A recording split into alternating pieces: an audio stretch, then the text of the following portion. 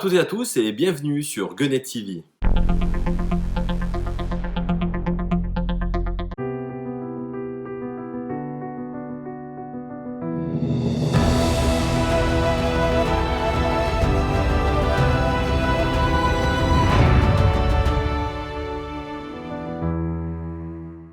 Mes petits lapins, vous le savez si vous êtes un habitué de la chaîne, ici il n'y a pas que les jeux vidéo qui sont évoqués, et ça tombe bien, car aujourd'hui on va parler BD. Et attention, pas de la BD underground, disponible uniquement sur le darknet les soirs de lune rousse, non, de la BD très grand public. D'ailleurs, plus grand public qu'Astérix, tu peux pas. Même Tintin et Titeuf, ils sont en PLS à côté du petit Gaulois. D'ailleurs, autant le dire tout de suite, cette vidéo n'aura aucun impact sur les ventes du nouvel Astérix, nommé sobrement Astérix et le Griffon. Des millions d'exemplaires avaient déjà été prévendus avant même la sortie en librairie. Il était d'ailleurs numéro 1 des ventes sur Amazon depuis le début de son référencement. Bref, Astérix, c'est de l'artillerie lourde, tirage de 5 millions d'exemplaires et traduction en 17 langues pour le Day One du 21 octobre. Je vous le dis de suite, je ne vais pas spoiler l'histoire de cet Astérix, juste en expliquer les contours et vous donner mon avis personnel. L'objectif, c'est de vous présenter l'album et je serai donc vigilant dans la manipulation des pages afin de préserver du mieux possible votre propre plaisir de la découverte. C'est vrai, c'est pas comme si on avait un nouvel album d'Astérix tous les 6 mois. Ça se savoure. Si ça fait longtemps que vous traînez vos pixels à un tantinet défraîchi sur cette chaîne, vous savez également que je voue une admiration toute particulière à Albert Uderzo. Au point que lorsque j'étais maire de ma commune, nous avons donné son nom à notre toute nouvelle médiathèque. Grâce à l'un de ses plus fidèles collaborateurs, Régis Gréban, que je salue au passage, j'ai eu la chance de rencontrer Albert Uderzo, qui était venu la visiter sous toutes ses coutures. Une rencontre permise par un autre ami que je ne peux oublier, Guillaume Quilliot. Je ne vous cache donc pas que lors de la disparition d'Albert Uderzo l'année dernière, c'est avec beaucoup d'émotion que je me suis souvenu de nos échanges. Des échanges à l'ancienne, via les services de la poste, avec une lettre, une enveloppe et un timbre. Ouais, je sais, c'est vintage, la lettre postale, mais c'est tellement beau. Et des échanges de vive voix, soit par téléphone, soit en face à face, lorsqu'il est venu chez nous, accompagné pour l'occasion par sa fille, Sylvie, et par l'auteur François Bouc. Je devais lui faire une vidéo hommage, mais l'émotion était trop forte, et puis on aurait dit que c'était de l'opportunisme, une volonté d'engranger des vues sur le décès de quelqu'un, alors finalement je n'ai rien fait. Et c'est pas plus mal. Ada, la femme d'Albert, les filles de René Goscinny et d'Albert Uderzo l'ont fait bien mieux que personne. Anne Goscinny et Sylvie Uderzo se sont livrées dans Le Parisien et dans d'autres revues. On retient qu'aussi bien Albert que René étaient des gars formidables. Bon, on me dirait, on le savait déjà, mais ça fait du bien de rappeler qu'au-delà du succès commercial, c'est avant tout une histoire de potes, à la ville comme à la campagne. Ils étaient inséparables. Leur famille l'était également. On apprend également qu'Albert Uderzo s'est battu contre vents et marées pour créer le parc Astérix, il a porté le projet à bout de bras, et il est parvenu à atteindre cet objectif assez dingue, créer l'un des plus importants parcs d'attractions européens, rivalisant sans broncher face au gigantesque Disneyland Paris. Enfin, à l'époque on disait Euro Disney, mais bon, ça c'était dans l'ancien temps. Enfin bref, vous allez me dire, t'es bien gentil Guned. Mais nous, on est là pour évoquer Astérix et le Griffon, pas pour entendre des histoires d'anciens combattants. Et vous avez raison. Mais il ne faut jamais oublier ses racines, et notamment celle d'Astérix, né en 1959 dans l'appartement d'Albert Uderzo, à l'occasion d'un échange avec son ami René Goscinny. Alors, respectant l'alternance voulue par les maîtres, c'est-à-dire une histoire à la maison, au village quoi, et une histoire à l'extérieur, René Goscinny d'ailleurs appelait ça les aventures domestiques et les aventures exotiques. Les auteurs, les nouveaux, Conrad et Ferry, nous emmènent très loin à l'Est. Le scénariste Jean-Yves Ferry le dira lui-même. C'est pas un western, c'est un eastern. Le pitch de la BD sort donc des sentiers battus. Capturer un griffon, voilà la nouvelle lubie de César pour accroître sa popularité. Ceci dit, ce n'est pas surprenant. Il faut rappeler qu'à cette époque, les Romains avaient coutume de ramener des trésors de leurs expéditions lointaines. Les trésors pouvaient être des pierres précieuses, de l'or bien sûr, mais aussi des trésors vivants, comme des esclaves ou des animaux exotiques.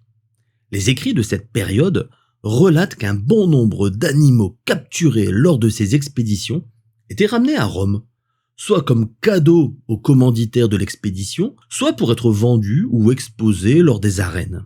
Des oiseaux exotiques, de menaçants reptiles, des lions, des tigres, des panthères, des girafes et même des rhinocéros ou des éléphants se sont donc retrouvés en plein cœur de l'Italie. Rien d'étonnant finalement à ce que César charge son géographe personnel, Terraconus, de diriger une expédition vers Babaricum, un territoire situé à l'est. Par la force des choses, nos sympathiques Gaulois vont se retrouver sur les steppes arides de la Russie. Enfin, évoquer la Russie n'est pas vraiment juste, car on parle ici du peuple des Sarmates. Les Sarmates étaient un peuple de nomades, des gitans quoi, ancêtres de ceux que l'on appellera ensuite les Cosaques. Ils parcouraient la steppe eurasienne, coincés entre le Caucase, l'Oural et la mer Noire. D'un point de vue de l'ethnie, ils sont d'ailleurs plus proches du peuple perse que du peuple russe. S'il fallait les placer sur une carte actuelle, écoutez, on dirait que les Sarmates évoluent entre la Hongrie, l'Ukraine, le Kazakhstan et la Mongolie. Les auteurs avaient déjà fait allusion aux Sarmates dans l'album Astérix et la Transitalique. Mais j'avoue que ça ne m'avait pas intrigué plus que ça. Depuis l'ère Goscinny-Uderzo, nous sommes habitués aux noms exotiques des peuples anciens. Jean-Yves Ferry avait d'ailleurs été bluffé en découvrant la bibliothèque de René Goscinny. Ce dernier, pour préparer Astérix chez les Helvètes, s'était appuyé sur 3 livres dédiés à la Suisse. Eh bien écoutez, Jean-Yves Ferry procède de la même manière, partir d'une réalité historique solidement documentée pour écrire ensuite sa propre histoire. Selon le mythe, les Sarmates, que l'on appelle aussi les Sauromates, descendent d'Amazone, qui se seraient accouplés avec des Scythes, un peuple voisin. Alors cette légende d'Amazone s'inspire peut-être de la place des femmes sarmates dans leur société où, à l'instar des Vikings, les femmes pouvaient combattre et pouvaient également régner. Un système matriarcal assez inédit dans cette période. Scythes et Sarmates sont donc très proches et s'allient pour lutter contre Darius, l'infâme empereur perse qui veut les soumettre. Je le précise aux gamers qui nous suivent, aucun rapport avec l'excellent shoot'em up de Taito converti sur la non moins sublime PC Engine. Et là je ferme la parenthèse. Autre anecdote, les Sarmates s'attaqueront ensuite aux Scythes, histoire d'agrandir leur territoire.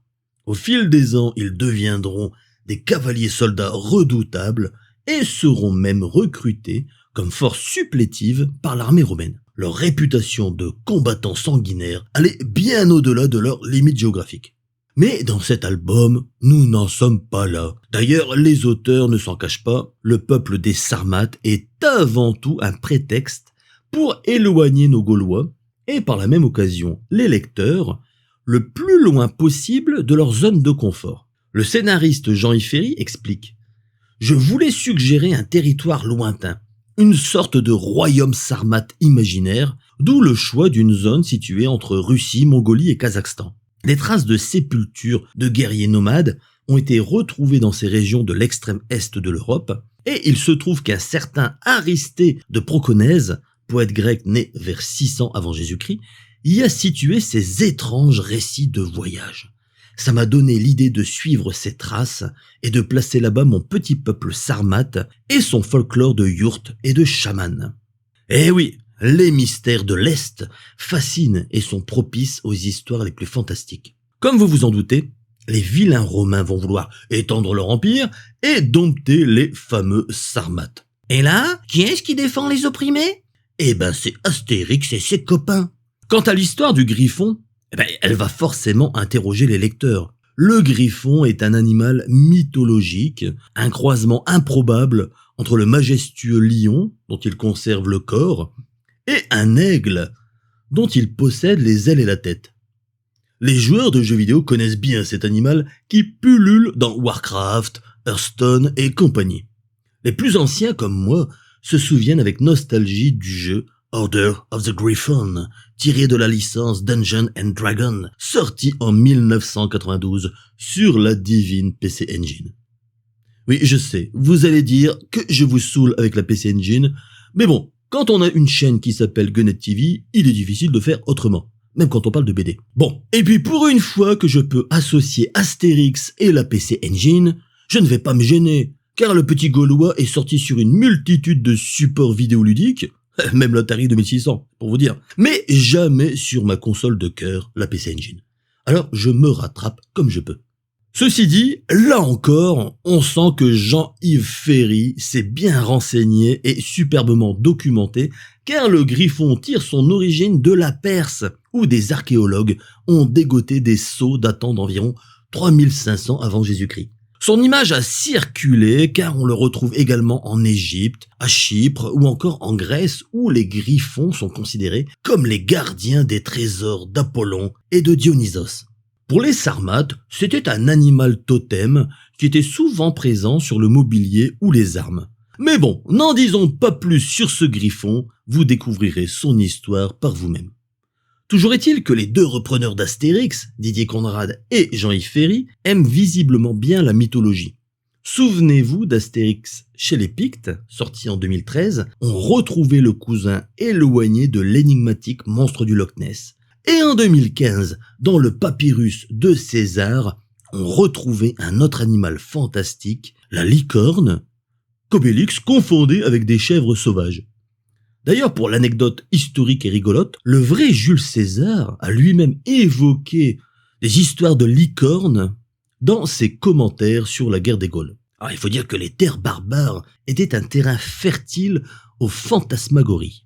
Albert Uderzo en personne avait fait un détour en 1996 dans la mythologie lors de la galère d'Obélix. Cet album était assez déroutant puisqu'on y évoquait l'Atlantide et on y trouvait des personnages comme des centaures ou des vaches volantes. Et j'avoue qu'à l'époque, j'étais un peu décontenancé par sa lecture car on s'éloignait vraiment très loin de l'univers habituel des Gaulois et des Romains.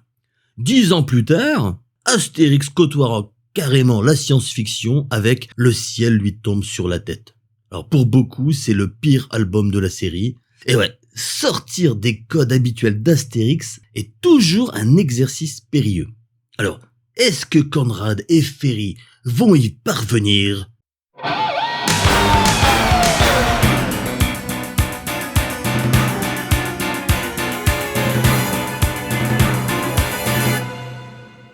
On dit souvent que le voyage fait partie de l'aventure, et c'est ici le cas puisque nos Gaulois vont parcourir des milliers de kilomètres pour rejoindre le druide local, celui qui communique en direct live avec Panoramix, le bien nommé Sécancondine. Oui, cette fois, il faut vous y faire, les noms ont des consonances russes et se terminent en in. Cela devrait donc sans doute être l'album d'Astérix préféré de Vladimir Poutine. Enfin, je crois.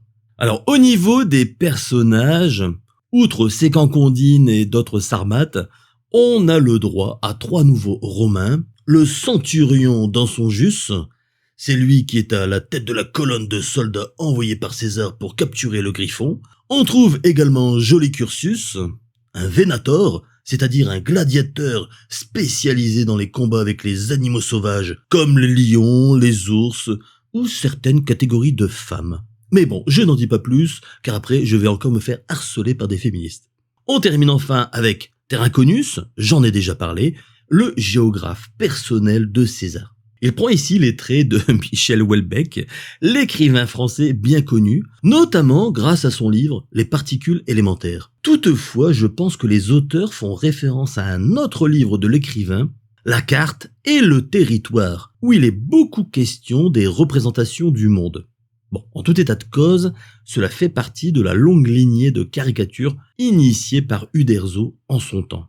Au-delà des caricatures, on aurait pu penser que Ferry et Conrad rendraient hommage à Albert Uderzo en le croquant et en le glissant dans le décor façon Hitchcock. D'ailleurs, lui-même s'était croqué à travers une frise où tous ses personnages l'accompagnaient. Cependant, Les auteurs ont voulu être plus subtils, plus sobres dans leur hommage. Albert Uderzo adorait dessiner les hiboux. Comme un clin d'œil au maître, Conrad en dessine un qui verse une larme. Je ne vous dis pas où, c'est à vous de le trouver. Bon, alors au final, qu'en est-il? C'est vrai, c'est bien beau tout ça, mais que vaut le nouvel album d'Astérix? Bon sang, Guened, tu vas lâcher ta praline ou pas? Alors comme j'aime bien prendre mon temps, je vais encore faire une digression. Comme vous l'avez constaté, je me suis procuré l'édition luxe. Cette édition est en grand format, 26 cm sur 36,5, et comprend 128 pages. 2 types de papiers différents sont utilisés pour mettre à l'honneur les talents graphiques de Didier Conrad, mais aussi ceux de Jean-Yves Ferry, qui est aussi un dessinateur à la base, il faut le savoir. Hein. On a donc l'album en couleur, l'intégrale des crayonnés originaux, et un dossier de 30 pages avec de nombreux dessins et documents de travail inédits de Jean-Yves Ferry et de Didier Conrad.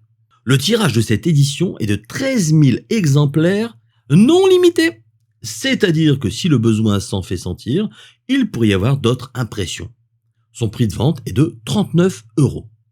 Alors si vous avez de la caillasse, il existe aussi l'édition Artbook, vendue 220 €. Là, vous avez 2 livres de 104 pages au format 26 sur 36 cm et demi, sous coffret en plexiglas. Pour ceux qui n'auraient pas compris l'utilisation du plexiglas, c'est en rapport avec le grand froid qui règne dans les steppes. Et du coup, le coffret, écoutez, il ressemble à un glaçon.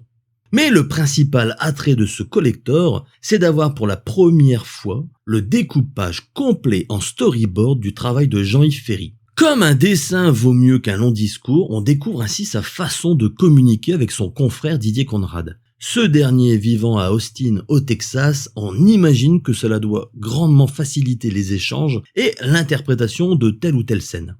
Cette édition Artbook contient également 2 tirets à part, signés par les auteurs. Cette fois, le tirage est vraiment limité à 1050 exemplaires. Autant vous le dire, c'est hyper collector de la mort qui tue. Bon, sinon, il existe la version classique, vendue à 9,99 € et la version Kindle à 7,90 €. Bref, Astérix, ça demeure accessible à toutes les bourses et si vous voulez voir à quoi ça ressemble, à toutes ces éditions, j'ai mis les liens dans la description de cette vidéo. D'un point de vue technique, Didier Conrad maîtrise parfaitement le style du maître. Bon, il a encore un peu de mal avec les chevaux, mais ça doit être super chiant à dessiner des scènes à cheval. Uderzo était super à l'aise en la matière, donc forcément, le pinailleur que je suis ne peut pas s'empêcher de comparer.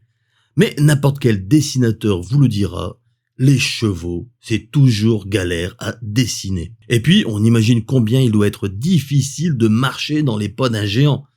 Mais Didier Conrad y parvient de mieux en mieux.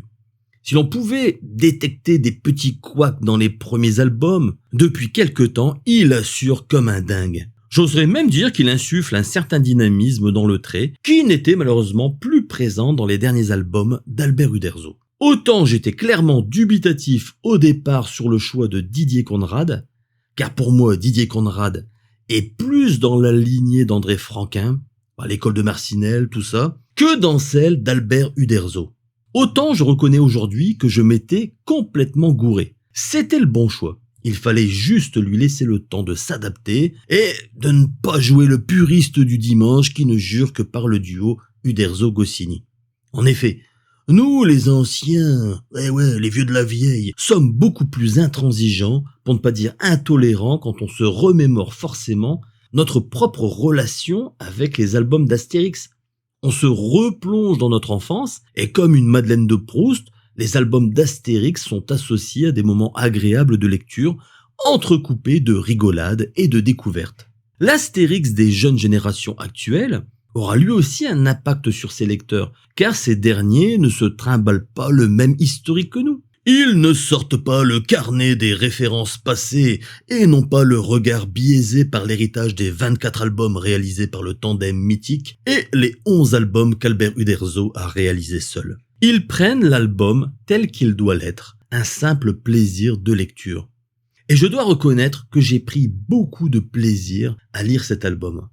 Autant La fille de Vercingétorix m'avait laissé sur ma faim, autant cet album m'a plu. Je dois même vous dire qu'à mes yeux, c'est le meilleur album du tandem Conrad-Ferry. La difficulté d'écrire un Astérix, c'est qu'on connaît tous la fin. Ça se termine par un banquet. Il n'y a pas vraiment d'enjeu. Astérix ne va pas mourir, encore moins Obélix, et le bon vieux Panoramix semble être atteint d'immortalité. Il n'y a pas non plus d'effusion de sang, de membres déchiquetés, de femmes à poil et d'actes immoraux de la part des héros. D'ailleurs, on peut se le dire, 62 ans après leur naissance, Astérix et Obélix sont toujours puceaux. Tout juste ont-ils eu droit à une bouquette de temps en temps, mais c'est le grand maximum autorisé. Les codes d'Astérix sont donc immuables, gravés dans le marbre, ou dans un menhir, c'est vous qui voyez. Le challenge des auteurs est donc d'occuper l'espace entre le début de l'histoire qui se déroule forcément au village et la fin de l'histoire qui se termine par un banquet où tous les irréductibles Gaulois se retrouvent et où tout le monde il est content. Sans oublier de glisser ici et là un certain nombre de bagarres et les running gags inhérents à la série, généralement orchestrés par Obélix. Comme le dit Jean-Yves Ferry dans une interview à la Dépêche, tous les personnages sont chahutés dans ce pays lointain. Il ne faudrait pas qu'avec la potion magique, tout leur soit facile. Finger in the big noise. Mon plaisir de scénariste est de dresser des obstacles sur leur chemin. Et il y parvient, le coquin. Qui dit grand froid dit température en dessous de zéro. Et donc potion magique complètement gelée. Dès lors, les Gaulois sont relégués au statut de simples kidam et doivent faire preuve d'ingéniosité pour s'en sortir. Enfin tous, sauf Obélix bien sûr. Car figurez-vous, alors je ne sais pas si vous le savez, mais il est tombé dans le chaudron de potions magiques quand il était petit. Du coup, les effets sont permanents chez lui. Mais bon, j'en dis peut-être un peu trop là. Ouais, j'avais promis de ne pas spoiler. Mais bon, c'est vrai que c'est parfois rageant quand on lit un Astérix, de voir qu'une bonne rasade de potions résout tous les problèmes. Dans un jeu vidéo, on dirait que le personnage est trop cheaté. Au niveau du scénario, on sent clairement que Ferry a lâché la bride. Bien sûr, dans la limite du raisonnable. Les femmes des Sarmates, les fameuses Amazones, n'ont donc pas froid aux yeux, et ce n'est pas pour nous déplaire. Et je le concède volontiers, les auteurs ont réussi à me surprendre à plusieurs reprises. Comme toujours, il y a plusieurs angles de lecture, et les vieux briscards que nous sommes sauront lire entre les lignes. Les jeux de mots foireux sont bien évidemment présents, comme lorsqu'on évoque l'explorateur trop d'excès de collagène, ou le chaman Sécancondine. Les lettres inversées façon alphabet cyrillique sont là également pour donner le change, et on se remémore les gags de Goscinny et d'Uderzo sur le langage des Égyptiens, ou encore l'élocution particulière des Britanniques, n'est-il pas? Je me suis engagé à ne pas spoiler l'album, donc je ne vais pas faire de commentaires sur l'histoire, juste vous dire que cet album est vraiment dépaysant. J'avais envie de dire rafraîchissant compte tenu de l'endroit où se déroule l'histoire, mais bon, on va éviter le champ lexical lié au grand froid, parce que voilà, il faut un peu de challenge quand même dans cette vidéo. Les pinailleurs auront beau dire « c'était mieux avant », on s'en fiche, car au final, la cible, c'est avant tout le jeune public. Et quoi de mieux qu'un bon album pour inciter les jeunes à renouer avec la BD franco-belge, clairement en perte de vitesse cette dernière décennie au profit des mangas et des comics. Si ce nouvel album d'Astérix peut, comme ses prédécesseurs, promouvoir la lecture, alors pourquoi s'en plaindre? Ne boudons pas notre plaisir et plongeons-nous dans le premier album que le regretté Albert Uderzo n'aura pas eu la joie de découvrir et surtout de valider. Il faut savoir qu'Albert Uderzo validait chacune des nouvelles histoires du tandem. Pour la fille de Vercingétorix, il leur a même demandé de reprendre depuis le début, car il trouvait que l'histoire ne tenait pas suffisamment la route. Les bougres étaient quand même arrivés à la moitié de l'histoire. Mais bon, vous voyez, quand une histoire est mal embarquée dès le départ, généralement, faut la mettre de côté. Alors, est-ce que le fait que le maître Jedi ne soit plus là pour guider ses jeunes padawans a permis à ces derniers de se libérer un peu et d'offrir plus d'oxygène à leur propre esprit créatif? Écoutez, eux seuls peuvent y répondre. Mais quelque part, j'ai envie de dire que, alors c'est triste à dire, mais sans la présence d'Albert Uderzo en ultime gardien du temple, on a le sentiment que les auteurs ont déverrouillé la série pour la rendre plus dans l'air du temps, plus en phase avec son époque. D'ailleurs, j'ouvre une parenthèse, on ne sait pas trop comment les auteurs vont réagir à la surprenante découverte d'Anne Goscinny.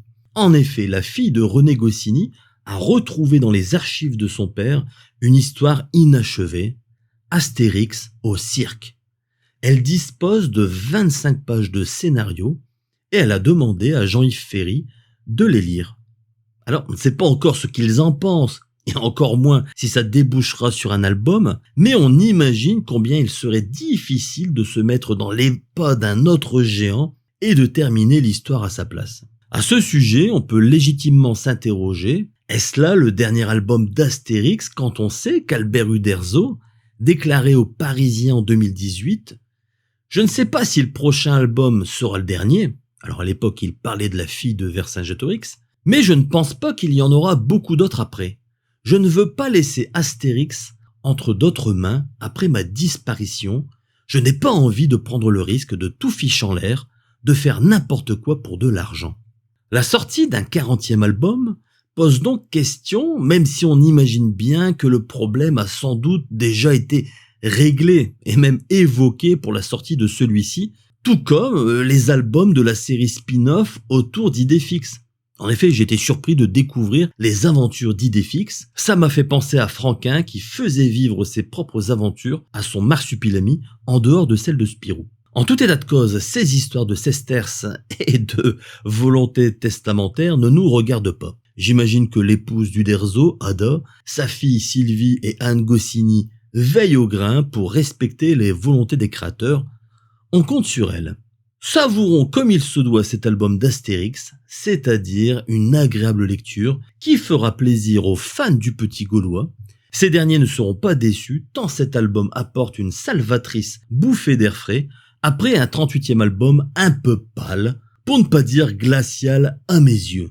Mince, j'avais dit que je ne ferais pas d'allusion au champ lexical du grand froid. Tant pis, c'est trop tard. Bref, vous m'avez compris, par Totatis, c'est du tout bon. Assurément le meilleur album du duo, mais ça aussi je l'ai déjà dit. Alors j'espère que cette vidéo vous a plu.